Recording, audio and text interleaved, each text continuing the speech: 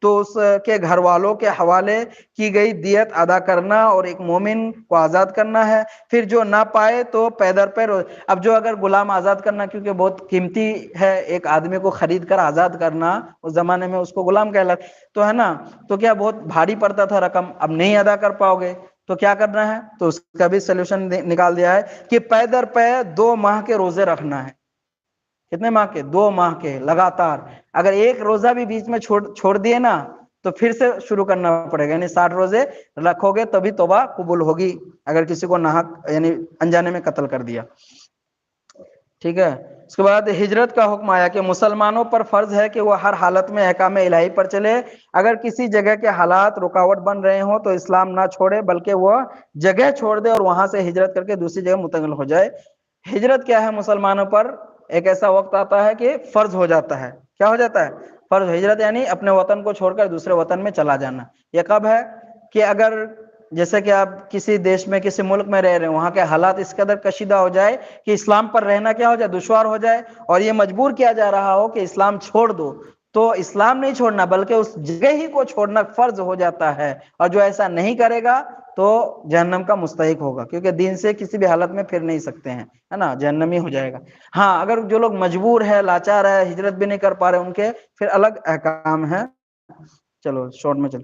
بے شک وہ لوگ جنہیں فرشتے اس حال میں قبض کرتے ہیں کہ وہ اپنی جانوں پر ظلم کرنے والے ہوتے ہیں، کہتے ہیں کہ تم کس کام میں تھے؟ وہ کہتے ہیں کہ ہم اس سرزمین میں نہایت کمزور تھے۔ وہ کہتے ہیں کہ کیا اللہ کی زمین وسیع نہ تھی کہ تم اس میں ہجرت کر جاتے؟ تو یہ لوگ ہیں جن کا ٹھکانہ جہنم ہے، اور وہ لوٹنے کی بری جگہ ہے۔ مگر وہ نہایت کمزور مرد اور عورتیں اور بچے جو نہ کسی تدبیر کی طاقت رکھتے ہیں اور نہ کوئی راستہ پاتے ہیں، یعنی وہ بچے، وہ عورتیں، وہ کمزور لوگ، وہ لوگ اس گناہ سے کیا ہو جائیں گے؟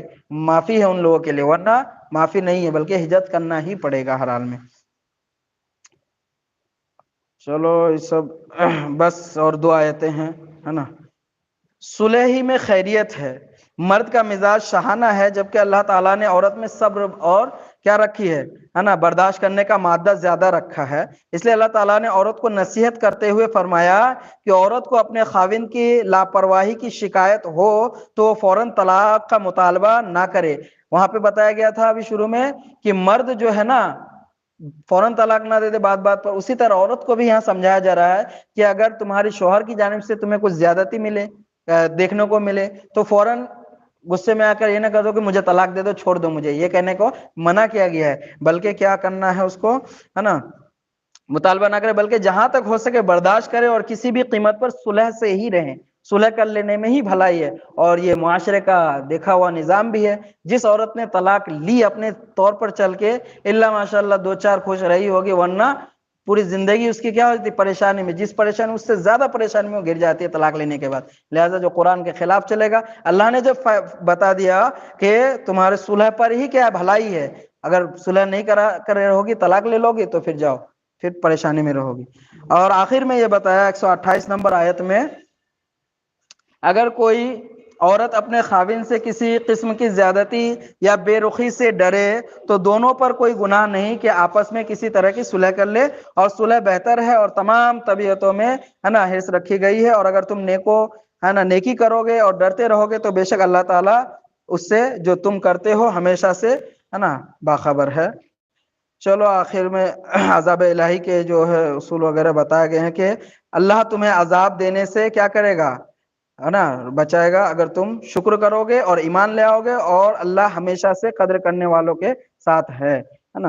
یعنی اللہ تبارک و تعالیٰ کی تمام احکام و فرامین کو ماننا، اس پر عمل کرنا لازم و ضروری ہے، اور اللہ کے تمام جو بھی نعمتوں سے ہم مالا مال ہو رہے ہیں ان کا شکر ادا کرنا بھی ضروری ہے۔ وآخر دعوانا الحمد للہ رب العالمین۔ اللهم ربنا تقبل منا انك انت السميع العليم وتب علينا انك انت التواب الرحيم، وصلى الله تعالى على خير خلق محمد واله وصحبه اجمعين۔